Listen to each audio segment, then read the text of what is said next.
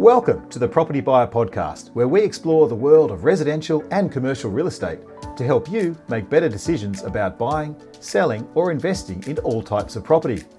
Join me, Rich Harvey, CEO of propertybuyer.com.au and multi-award-winning buyer's advocate. Our podcast features expert interviews, market trends and insights, and practical tips for navigating the complex world of Australian real estate. Whether you're a home buyer, a seasoned property investor, commercial buyer, developer, or simply curious about the property market, our podcast is for you.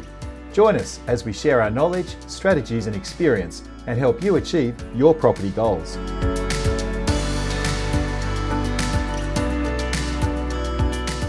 Well, welcome to another edition of the Property Buyer podcast. Today, we're joined by Anthony Knight, our Senior Buyer's Agent and Central Coast Specialist right here at Property Buyer. Now, Anthony has an exceptional track record helping home buyers, upgraders, downsizers and investors navigate the Central Coast market. With deep local insight, strong relationships right across the region and a real passion for matching people with the right property, Anthony's become one of the most trusted advisors on the Central Coast market. From sought-after luxury suburbs to high-growth investment pockets, Anthony understands the real nuances that drive value and opportunity on the Central Coast. And he brings a real calm and strategic approach to every search and negotiation. Anthony, it's great to have you on the show. Thanks for joining us. Rich, absolutely my pleasure. Wonderful. Anthony, we have a little tradition on our podcast for every guest, and we throw you what's called a thought of the day. And I'd love to get your perspective on this. And today's thought is from Irma Bombeck, who says, "When I stand before God at the end of my life, I'd hope that I would not have a single bit of talent left and could say, I used everything you gave me." What do you take from that quote? Well, to me, it means forever learning or forever trying new things. I mean, imagine, in your dying moments, you die with a talent that you never knew you actually had.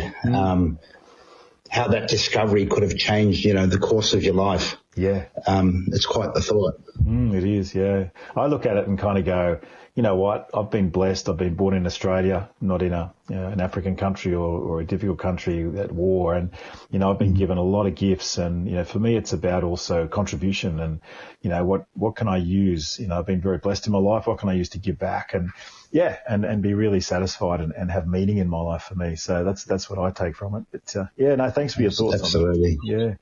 Yeah. Let's jump into the property topic. So, Anthony, I've got a couple of questions for you. Let's just kick it off with, I guess, where do you think the Central Coast market is sitting at right now? Like, what's the general mood amongst buyers and sellers at the moment? Yeah, well, I mean, spring is always a very active time on the Central Coast, naturally. And this year's no different. In fact, probably this year it's probably more active than it has been since the COVID days, because 2025 obviously is the first year of the cuts, so interest rate cuts, that is. So it's really spurred activity, especially at the lower to mid sort of price point. I mean, the higher value properties are still possibly a little bit sluggish. Definitely anything unique is well in demand, but otherwise anything sort of under that sort of $1.5 million price point is moving very rapidly. Interesting, yeah. I mean, we're seeing not just in the Central Coast, but obviously with other clients right across the board, the investor market is really active. I mean, the proportion of loans going to investors is tracking upwards quite significantly. We've got this new 5% deposit scheme on track now. So as you say, that lower end of the market's going a bit crazy. But, certainly the Central Coast has got a lot of desirable areas. I'm curious to find out from you, are there any particular suburbs or pockets that you think are showing really strong demand at the moment, and what would be the reason that's driving that demand, please? Yeah, well, I mean, any suburbs sort of, I guess, with an average sort of up to about the 1.2 million mark are definitely showing excessive demand. There's just not enough sort of properties on the market to meet that demand. in those price points. I guess the big thing there is the discount to Sydney. You know, it's you get so much more bang for your buck, so much more value in the property itself, that drives the demand. Plus on top of that, there's a whole lot of new infrastructure, sort of an amenity going into certain parts of the Central Coast. So the pockets that are really doing the best are those that are going to benefit from those amenities. This stuff is not stuff that was just in the pipeline or been talked about as it did for many years, but it's actually happening now, so people can actually see, you know, the new buildings, the new restaurants, you know, everything that's sort of going on, the amount of investment that's going on, and that just gives them a really strong confidence in the area. You talk about the discount to Sydney. That's a big one, right? You know, Sydney's median house price has ticked over 1.75 million, according to Domain's latest housing market report.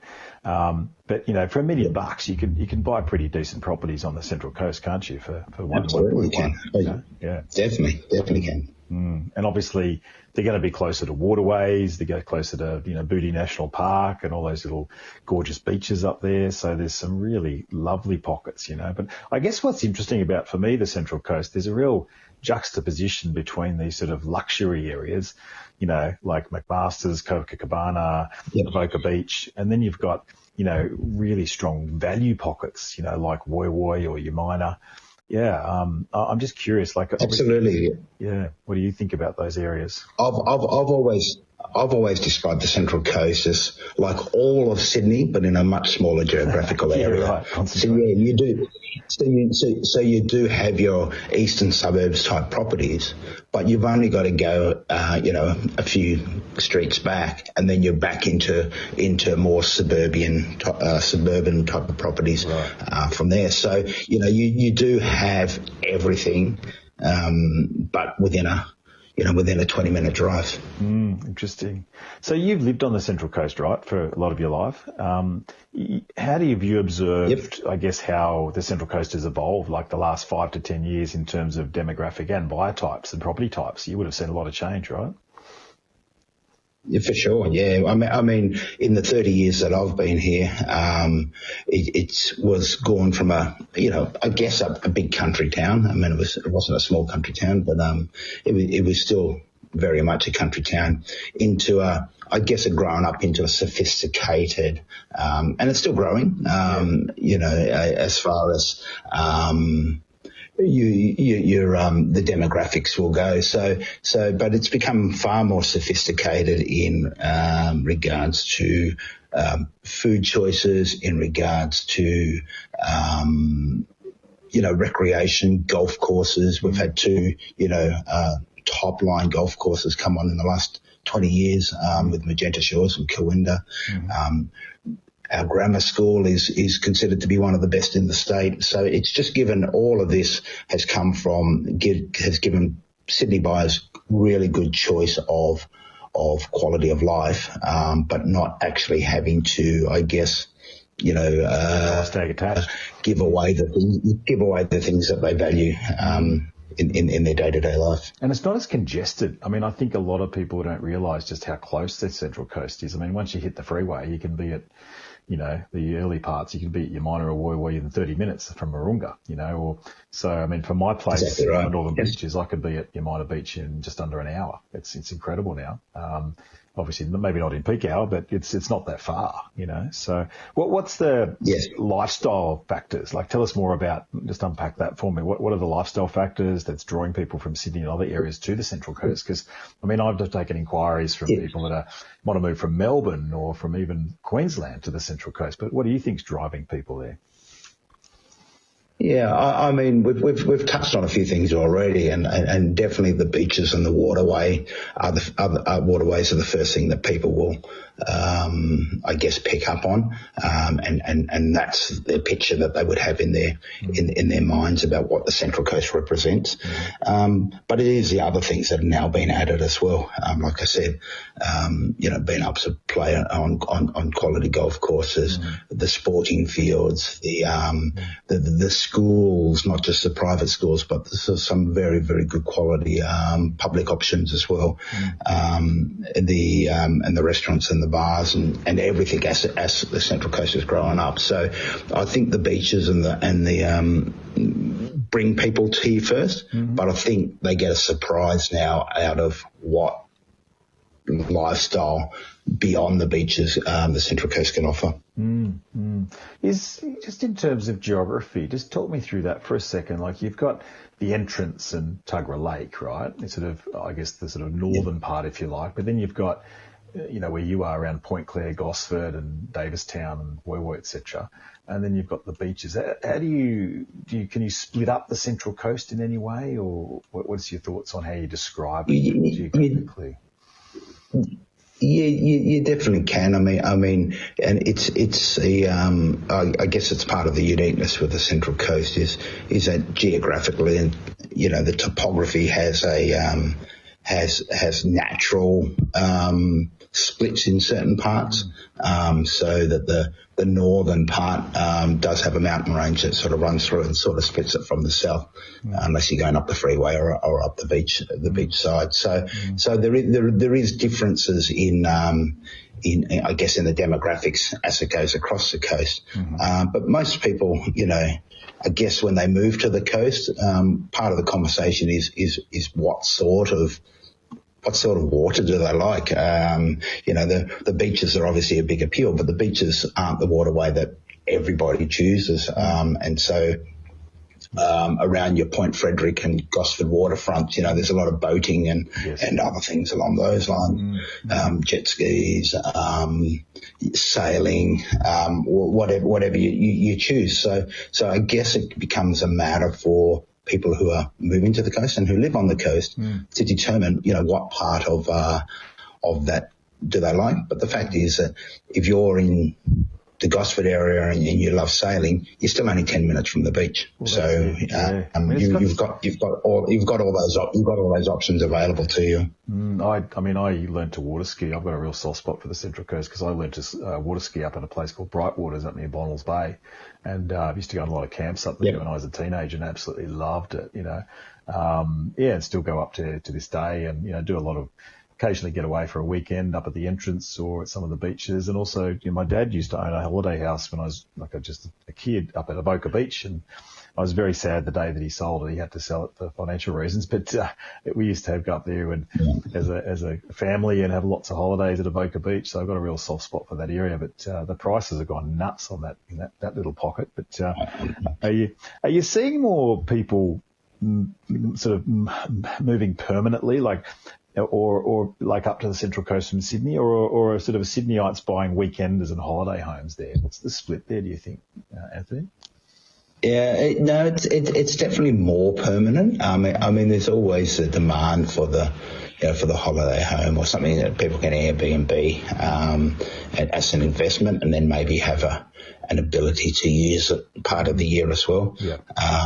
But there's definitely more permanent. Especially that's clicked on since COVID. I guess the work from home sort of new world order. Even if you've sort of got to go to the office for, 2 or 3 days a week in Sydney, it's not like the commute that it used to be. So it allows people to to base their families up here, and if they still need to go to Sydney to earn a crust, they can. It's no big deal. I think we saw quite a lot of, I know when COVID hit, we had a lot of demand for buyers looking to move to the Central Coast and Newcastle, just that little bit further out of Sydney. And that was quite strong, that demand there. Absolutely. Anthony, you mentioned just previously just about infrastructure. If I may just pick up on that point in a little bit more detail, like things like North Connects, and there's been a lot of talk of a fast ferry or eventually a fast train. What are you seeing, or how has infrastructure development really influenced property demand up there? It has made a massive difference. I mean, North Connects definitely has had an effect, but I guess the demand picked up even before that. It started earlier with when the old F3 or M1 as it's known now was widened to 3 lanes all the way to the Central Coast. That took out the bottlenecks. The Friday afternoon commute became a lot smoother. And now it's quite a breeze to move from Sydney, like you said, up to the Central Coast. It's a very easy drive most of the time. Obviously, holiday times. Yeah. Most Central Coast people avoid the freeway, but in your voice most of the time. Yep, I agree with that.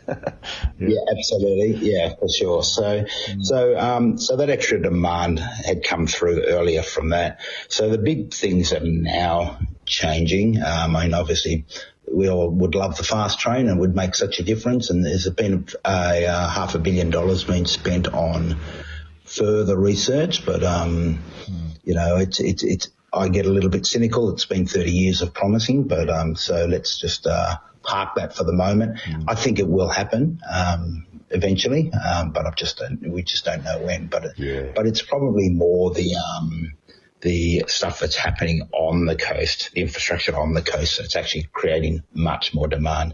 I'm talking about things like upgrades to the Gosford Hospital precinct. It's now the largest teaching hospital in New South Wales. It's a significant piece of infrastructure in the state government portfolio. And that would create a lot of new jobs as well, all that Gosford. Absolutely. So there's a lot going on in Gosford, right? All around the station, there's a whole lot of apartment blocks and offices all being redeveloped, right? A new university campus, which absolutely looks incredible, has been built just near the station. And then you've got the Archibald new 5-star hotel and residences, which is going to have a rooftop bar and restaurant, a swim-up pool bar, a new hotel downstairs, which makes 3 quality sort of hotels in one strip of the Gosford CBD, a fine dining Lebanese restaurant and a great sort of pizzeria. Different things going like that has just made such a difference right through the Central Coast, like I said. So what you get is you get people who are coming up here, whether they're coming up to study, coming up to, with the hospital, or just coming up for a weekend away, really falling in love with the place. So that infrastructure, it even goes further into significant employment hubs as well. There's a massive, just off the M1 at Warnervale, a massive new business park being built. And so it's just giving locals far more opportunity to live here, but also to work here. Then they don't have to commute. Yeah, exactly. It's interesting that Warnervale precinct, when they redeveloped all around the station there, and obviously you got some significant housing estates there, is a great employer area. I guess that kind of brings me to my next question, which is around buyer profiles. So we've got, your typical home buyer, but then you've got investors, and then within the home buyers, you've got upgraders and downsizers. What are you seeing in terms of the volume of those types of investors and home buyers coming through? Is there a good mix across the board, or is there one particular type of buyer that you're seeing out there in your inspection times? Yeah, there's a good mix. Like I mentioned before, I look at the Central Coast as a total of Sydney in a much smaller area, and so you do get a real mix of people as far as buyers go. So you get there's an older crowd obviously on the coast that will look at retirement villages and other reasons to sell. There's definitely always going to be the investors in because of the yield story compared to Sydney. You get much more house for your money, but you also get a much better rental yield as well. So that's always going to entice investors.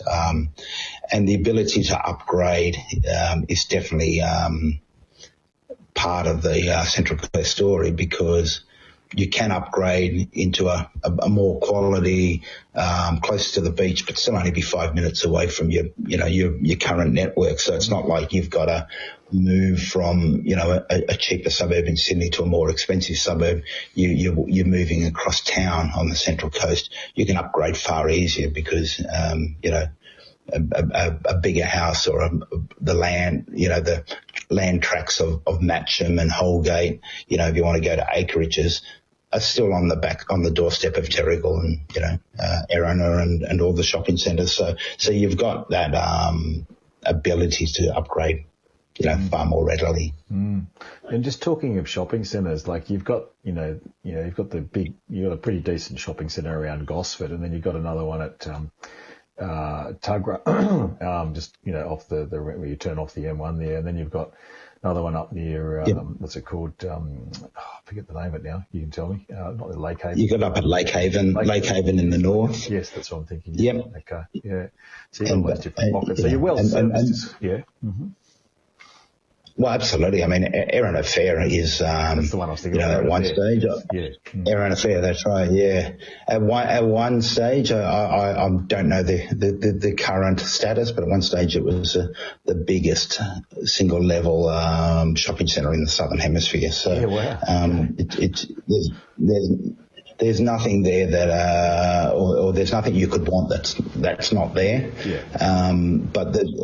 But what happened in the 80s and through the 90s when Erina Fair first came on board, it sort of sucked the life out of the, the smaller shopping centres and the communities. Right. But what's the revolution that sort of happened, definitely in the last decade has been that they've come back to life or reinvented themselves around other aspects. So yeah, if you want bulk goods or you want big shopping sort of centre vibes, Erina Fair you can go to, but there's plenty of community shopping and coffees and dining and everything around in all the other areas as well. Yeah, cool. Okay.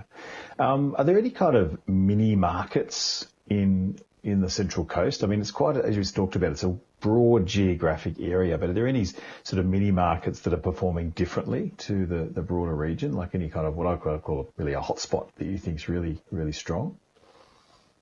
Yeah, once again, it's those that are surround. So definitely in the in what I call the rail corridor, sort of just north of Gosford, and then sort of east and west, Point Clare and East Gosford and surrounding suburbs, are definitely operating on a cycle based on the billions of dollars of investment into the Gosford CBD and the waterfront area.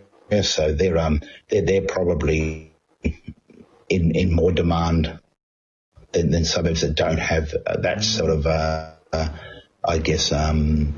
drawing or the benefit from that infrastructure. Yes. But outside that, the areas like Kilcare and Pretty Beach are a little bit more isolated, and they do operate in their own sort of time and market as well. That's just a geographical sort of side of it. But once again, those really sort of high price point ones are still sluggish a little bit in regards to how the market's playing out. So definitely in regards to terms of positive activity, those that are benefiting closer to infrastructure. Spending the same up with the new houses in certain parts of the Warnervale area, given the amount of employment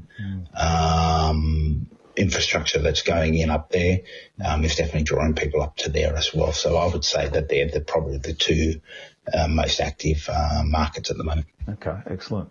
A lot of people kind of really misjudge or kind of have a prejudice against the Central Coast.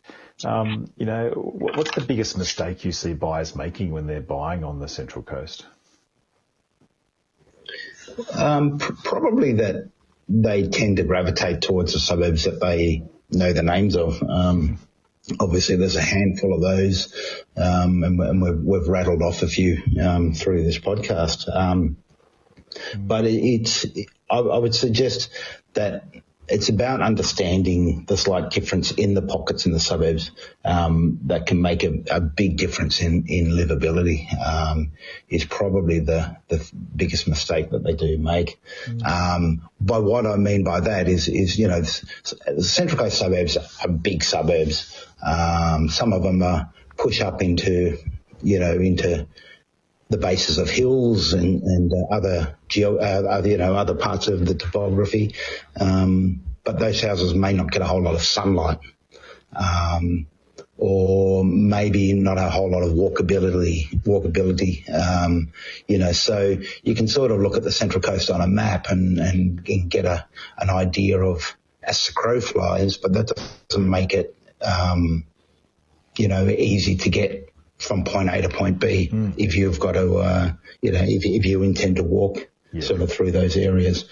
So to me, it's about understanding those suburbs and what makes them special by name, and then sort of buying in the areas of those suburbs that are going to benefit most from why that suburb's got a good name.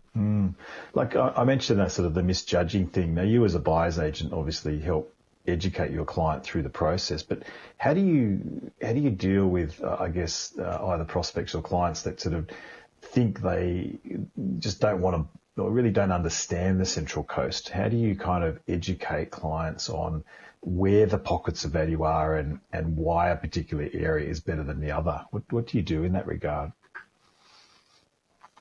Well, I guess it comes down to, first of all, if they can't, come to the Central Coast and see in person, it comes down to a frank description of what I'm looking for and why I'm looking for it, and why I would discount a property for a particular reason.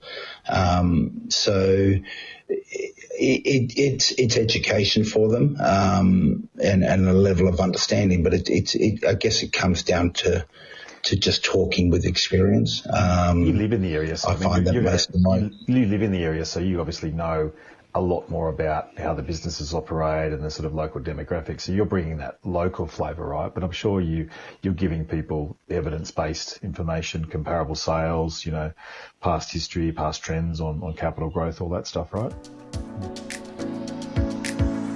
We really appreciate you tuning in to the Property Buyer podcast, and I hope that you're finding our expert interviews helpful. So that we can keep providing this information and growing our audience, we rely on word-of-mouth recommendations. If you found this information useful, could I please ask you to share this podcast with your friends, family and colleagues, and ask them to subscribe to the Property Buyer podcast. It would be a big help, and we'd be very grateful for your support. Thanks once again for sharing the links. And now, let's get back to the podcast.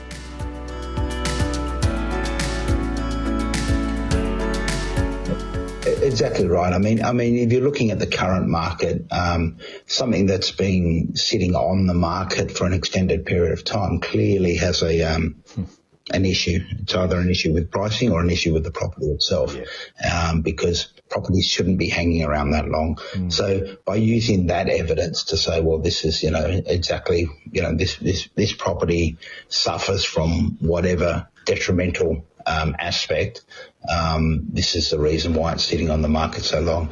My clients can get an understanding of what I'm looking for and why I'm looking for it, so that obviously if they're going to live in it, they're not burdened by the detriment. But if they want to have it as an investment, it's also not going to be something that is going to stop them from getting the maximum sale price they can when it comes time to offload the investment. So we're recording this at the end of the spring season in 2025. How competitive is the market right now? Is there a lot of auction activity, or is private treaty kind of more the way to go up here on the Central Coast? What's happening? It's definitely a private treaty market. whilst there's activity and things move very fast, there's not the critical mass of buyers that the Sydney market has in certain areas. So auctions, unless the property's, really unique, so it's got by view or by design or has something going for it that stands it apart from the rest of the market, your average 3 or 4 bedroom house will be sold by private treaty. That way, at least the real estate agent can, retain control of the market, and the narrative around that property. Obviously, auctions throw that out into the public domain, and the real estate agent would lose control. So the real estate agents up here will like to sell by private treaty. Things move generally fairly rapidly. I guess where we come in as well as buyers agents is we know in that sort of market, we know the tricks that they play, we know the conversations that we're having, and we can sort of highlight that or use that to try and gain the best price we can for our clients. We get asked a lot by prospective clients, how much activity is going on in the off-market space, or how many properties do you buy off-market?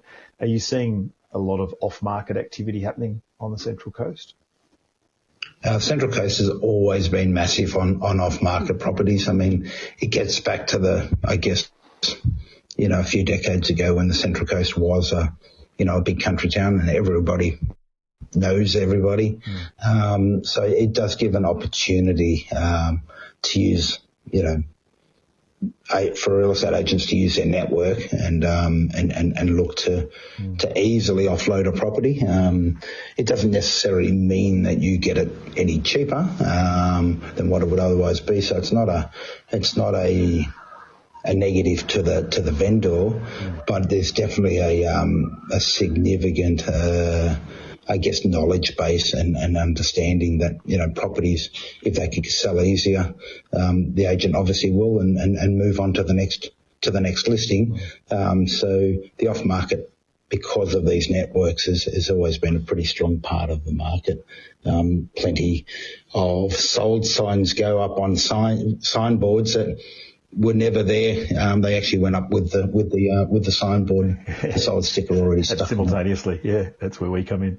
Yes, I'm doing that. So absolutely. Just so that, yes, sir. I was going to say, you just reminded me. I think you did a deal at Wombrel. I just can't remember how long ago. Whether it was earlier this year. You bought a property. I think it was about. It was only like 300 metres from the beach, but I think you paid about 1.7. Well, not even yet. Yeah, and yet there was 1.7. Yeah, 1.7, and it was a fantastic. It was a renovator, but it was a great block of land so close to the beach. But I remember you had a comparable sale down the road, same street, that sold for 2.5, and it was like land value during COVID. Is that right? It was land only in the middle of COVID. Correct, exactly right. But look, that difference. So that gave us. I'm just saying the difference in price differential for our viewers. It's almost like $700,000 difference, almost $800,000 difference, simply by using a buyer's agent to get access to a property that you wouldn't otherwise have found. But you got a great deal for that client, right? Absolutely, and it was a great transaction all around. But yeah, it was still, I guess, using sort of the knowledge of how the market was, and definitely it was a perfect time to be buying in that price point. But the fact that no one could push us into going any higher simply because a year and a half earlier something else had sold. Definitely was in a different market, COVID, that we weren't going to be swung by the fact that was a year and a half earlier. The market as it stood made that a great deal. But in the long run, when you look at over time, they got an absolute fantastic deal. Yeah, that's deal. Yes. So what are vendors expecting at the moment? Are they realistic about values, or are they sort of coming to the table? What's happening with vendors? Yeah, no. Well, vendors probably are pushing up the market. I was just having a look at some numbers, and that asking prices on the Central Coast have gone up 8.9% in the last 12 months. But that's about in line with the rest of the market in sale prices. So what it's saying to me is that the vendors are being realistic, but they are definitely being coached into asking for more and more, and the market's taking that in and accepting that as being the way of the future, because I guess the next couple of years looks like increased prices. So it's a matter that if you want to buy, now's a great time to buy. But if you don't want to pay what the vendor's sort of asking, then it's you'll pay more next month on some other property. So that's where people are sort of just making the decision to jump in now and take what the asking price is. It's in the long run, like this one in Wombrel, if that's the market, I believe that in the long run it's really still going to be beneficial, because we are still such a significant, like I said, a different price gap to Sydney. The prices are still very, very, very competitive, even if they are slightly higher than they were this time last year. Yeah, got it. I just want to, in the last part of our podcast, just look at the outlook of the market on the Central Coast and also opportunities for investors. I guess this is where I'm asking you for the little bit of gold dust, Anthony, if you're happy to share. I guess for investors, firstly, like what particular areas and also maybe property types are showing the best returns and the best yields and the best growth? What would you say? Well, I mean, I'm always trying to balance off growth potential with the weekly, rental yields. Trying to find a good balance for my clients. So something that gives a great weekly rent, but is in a perfect growth area, is obviously the golden nugget. So our rental yields are tremendous in regards to, compared to Sydney. Give us some examples. Just give us some numbers if you could. Just give us examples of say a purchase price. Yeah. So I mean, here on the Central Coast, if you were to buy, in one of the more competitive sort of suburbs around that 900 mark, you're probably going to find that you're going to rent it for, 780, 800, 820 a week. So we're starting to talk about yields that are still in the 4%. That's great. Whereas that's quite difficult to find in a lot of, I guess, city areas. And so three or four bedroom houses in suburbs that surrounding the massive infrastructure sort of and the billions of dollars of investment that's going on are going to give you a fantastic hold yield, but also going to give you a really good, strong growth potential. So once again, like I said, it gives you the best of both worlds. Suburbs that are the ones that I mentioned around the sort of the Gosford CBD area, definitely some suburbs. Not all of them in the Warnervale area. There's a couple of suburbs, one in particular that I really like that has a beautiful sort of nature corridor running through it and walking tracks, etc., as opposed to endless sort of rooftops of that new suburbs can sort of bring into play. Yeah. And anything that I guess the suburbs that. There's some certain suburbs that are just one back from the beachside suburbs. So obviously the beachside suburbs did tremendously well in capital growth for up COVID and post-COVID. But the suburbs that are just one back, some of them didn't catch that full capital growth upswing. So there's quite a disparity in prices in certain areas where you can move 5 minutes back from the beach, not be right on the beach, but pay a lot less and get a much better rental yield than those beachside suburbs. Yeah.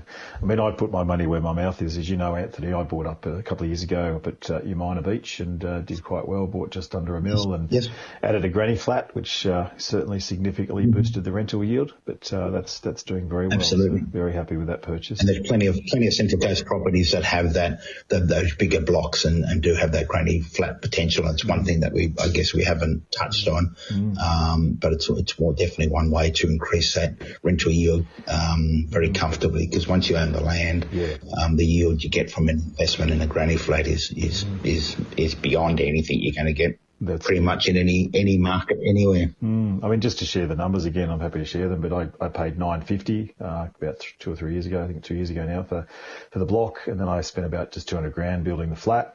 And if I just left the house where it was, like you said, I would have got about a 4.2% yield, but I'm getting a 6.5% yield now with the granny flat after spending that extra investment on the flat. So that's it's a fantastic yield. So super happy. It's a great yield for bricks and mortar. Yeah. What else can I answer just before we wrap up?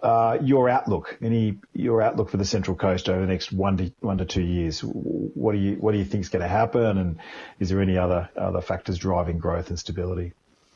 Well, I mean, interest rate movements definitely has a massive effect on the Central Coast market. I mean, it's very much a mortgage belt still. 80% of the market is mums and dads, working and paying their mortgage. So demand is definitely driven by interest rate cuts and stymied when the interest rates start to move up. So given notwithstanding the bit of a shock in the CPI this week, if we still maintain a falling interest rate environment, the Central Coast is definitely going to have added demand from the interest rate cycle. On top of that, though, the beautiful sort of buildings and investments of people in the last sort of 5 years all coming to fruition is definitely going to make a massive difference to demand and will drive property prices up further. The fact that you can now, from the 1st of December, stay in a 5-star hotel in Gosford with magic views out over the Brisbane water is just going to make people fall in love with the coast more and more. So the market, I'm very bullish on what the next 12 to 24 months will mean in regards to property prices. Well, I think, Anthony, another thing that's driving prices is the lack of listings. The core logic data or Cotality data is showing now that listings are down about 20% across the board. And it's likely it's going to be a continuing trend. There's a massive decrease. People are staying put more, so there's less listings and less building. But on the Central Coast, from my point of view, it's really two things. It's affordability and it's lifestyle. And both of those two key drivers meet head on the Central Coast. So you've still got that amazing 1 hour proximity to Sydney, which you're getting the ripple effect of growth out of Sydney, but at a much more affordable price. And it's that affordable end of the market that's really going to see continued price growth. So what I'm saying is that if you're buying a $2 million property, to expect that to double to $4 million in 10 years is going to take, it's probably a bit unrealistic. Whereas buying something, just under $1 million or close to $1 million in the Central Coast, I can see that doubling in value a lot faster and a lot easier than the higher priced properties. Anthony, just to wrap up, is there anything else you'd like to add about the Central Coast? Is like a place to live and invest? Is there any kind of other X factors that keeps people there? And I guess finally, what advice would you give to anyone looking to either live or invest on the coast? Well, I mean, in regards to advice, it definitely comes down to a number of factors that I mentioned. Probably the one that gives most lifestyle is walkability, the ability to sort of, I guess, go out your front door and sort of wander into some of the beautiful parts of the Central Coast that it has to offer, be able to sort of walk down and grab a coffee and be part of a community. That is something that I do look for as a significant factor in property. that will create future demand for that sort of property, just to be able to get out and enjoy the weather that we have most of the time. I guess the biggest X factor definitely comes down to, like you said, is lifestyle, and I'll even up the ante and say improving lifestyle. That's where the Central Coast is really starting to win. I mean, being on the doorstep of Sydney is wonderful. I love being an hour away from almost any part of Sydney, just for sporting events and for concerts and shows and living that. But I mean, everyone who lives on the Central Coast knows the feeling of leaving Sydney, heading up the freeway and crossing the Hawkesbury River. And the moment you cross the Hawkesbury. Yeah, that's what I was going to say. The moment you cross the Hawkesbury River, you just feel the peace, the nature, the ability to breathe is what I say, and just the feeling of knowing that you're home. Yeah, that's great. Well, that's been a fantastic insight. Anthony Knight, our senior buyer's agent at Propertybuyer. If anyone's interested in looking to buy a home or investment property or anything on the coast or holiday home, we'd certainly love to help you. Please just reach out to propertybuyer.com.au. You can send us a note there on the website or give us a call on 1300 655 615, and we'd be delighted to help. But Anthony, thank you so much for your time today. Really appreciate it, and want to wish you all the best. Absolutely. You have a great day. Cool. Thanks, Rich. Thank you, everybody. Thanks for being with us on another Property Buyer podcast. If you have a question you'd like to ask, please click on the SpeakPipe link and we'll answer this during the next episode. If you're looking to buy a residential or commercial property in the near future and would like to get the added advantage of having a buyer's advocate on your side, then please reach out to my team today and send us your inquiry, and we'd be delighted to help. Please visit our website at propertybuyer.com.au, where you can stay updated with all my latest market updates, weekly blogs and live suburb profiles to help you make better property decisions. We look forward to connecting with you again on the next Property Buyer podcast.